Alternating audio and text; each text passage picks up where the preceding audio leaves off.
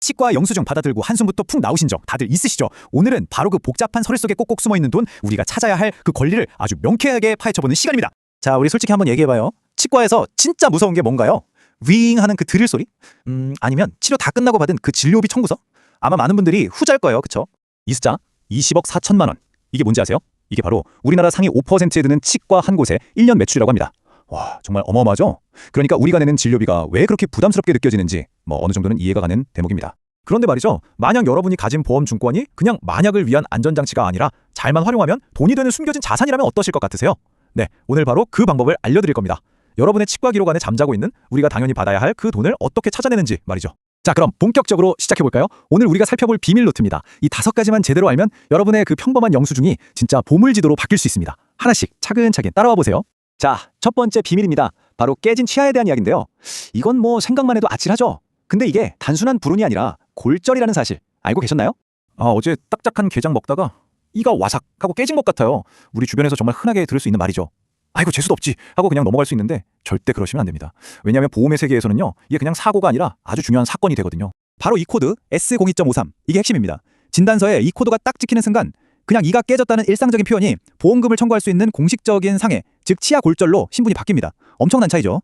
그럼 이걸 어떻게 청구하냐고요? 자, 여기서 진짜 중요한 포인트가 나옵니다. 이건 보통 우리가 생각하는 치아 보험에 들어있는 게 아니에요.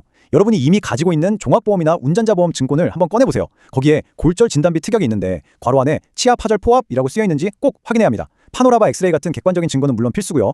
자, 첫 번째 비밀, 골절만으로도 놀라운데 두 번째 비밀은 여기서 한 걸음 더 나아갑니다. 이야기가 점점 더 커지거든요. 바로 잃어버린 치아에 대한 보상금 이야기입니다. 만약에 상해나 질병 때문에 어쩔 수 없이 영구치를 5개 이상 뽑았다고 해볼게요. 정말 속상한 일이죠. 그런데 이 빠진 치아들, 보험사 입장에서는 과연 얼마의 가치가 있을까요? 아마 답을 들으시면 깜짝 놀라실 거예요. 왜냐면 이게 정말 많은 분들이 놓치고 있는 아주 큰 금액의 보상 항목과 연결되어 있거든요. 이 표를 한번 보세요. 예를 들어서 후유장애 가입 금액이 3천만 원이라고 가정하면요, 영구치를 5개 이상 잃었을 때 지급률 5%, 그러니까 150만 원을 받을 수 있습니다. 7개 이상이면 10%, 무려 300만 원이에요. 이게 바로 보험증권 어딘가에 조용히 잠자고 있을 후유장애 특약의 힘입니다. 치아 상실이 장애로 인정받는 거죠. 물론 이걸 청구하는 절차가 막 간단하지만은 않아요. 내 보험증권에 질병이나 상해 후유장애 특약이 있는지부터 먼저 확인해야 하고요. 마지막 치아를 뽑고 나서 6개월 동안 그 상태가 계속 유지됐다는 걸 증명해야 합니다. 진단서나 차트 사본, 엑스레이는 기본이고요. 조금 복잡해 보이지만 이 단계만 잘 따르면 놓칠 뻔했던 정말 큰 돈을 제대로 찾을 수 있는 겁니다. 자, 세 번째 비밀로 넘어가 볼까요? 이건 정말 중요한 내용인데요. 바로 내가 언제 보험에 가입했는가입니다. 맞아요. 모든 보험이 다 똑같지가 않아요. 특히 치과 치료에 있어서는요, 내가 가입한 시점, 즉 보험 세대에 따라서 보장 범위가 하늘과 땅 차이로 달라집니다. 자, 여기 보세요. 크게 2009년 8월을 기준으로 1세대와 2세대 이후로 나뉘는데요. 만약 여러분이 2009년 7월 이전에 가입한 1세대 실손보험을 가지고 있다? 와, 이건 진짜 거의 치트키 수준입니다. 왜냐하면 상해로 인한 치과 치료는 비급여 항목까지도 보장해주는 경우가 많거든요. 반면에 2세대 이후 보험은 급여 항목만 보장해주니까 사실상 대부분의 치과 치료는 보장받기 어렵죠. 그럼 2세대 이후 보험은 아무 쓸모가 없냐?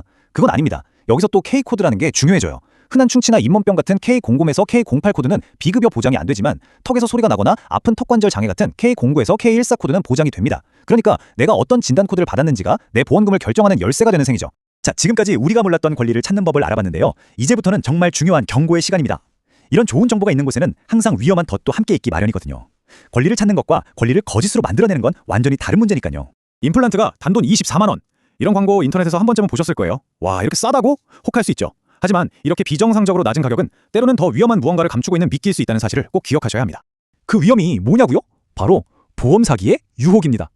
나도 모르는 사이에 범죄에 연루될 수 있다는 거죠. 예를 들어서 병원에서 하지도 않은 뼈 이식 수술을 했다고 서류를 꾸며서 보험금을 더 타내자고 제안한다거나 아프기 시작한 날짜를 보험 가입 이후로 바꾸자고 한다면 이건 100% 사기입니다. 절대 넘어가시면 안 돼요. 이건 똑똑하게 권리를 찾는 게 아니라 명백한 범죄 행위라는 걸 잊지 마세요. 그럼 도대체 어떻게 해야 할까요? 이런 위험을 피하고 우리가 가진 정당한 권리만 안전하게 찾을 수 있는 방법, 그 마지막 핵심 열쇠는 바로 여러분의 차트에 있습니다. 여러분의 차트가 바로 여러분의 보물입니다. 결국 가장 강력한 무기는요, 편법이나 거짓말이 아닙니다. 바로 정직하고 정확하게 기록된 나의 의무 기록, 바로 그 자체예요. 이게 나를 증명해줄 가장 확실한 증거이자 동시에 나를 보호해줄 가장 튼튼한 방패가 되어주는 겁니다. 자, 그럼 이제 우리가 뭘 해야 할까요? 바로 실행에 옮겨야죠. 오늘 이 이야기가 끝나면 서랍 속에 잠자고 있는 보험증권을 꼭 꺼내보세요. 그리고 이 항목들을 찾아보는 겁니다. 골절 진단비, 특히 치아 파절 포함이라고 되어 있는지, 그리고 후유장애 특약이 있는지. 그런 다음 전문가와 함께 내 치과 차트를 꼼꼼히 들여다보세요. 나의 권리를 정확히 알고 당당하게 청구하는 겁니다.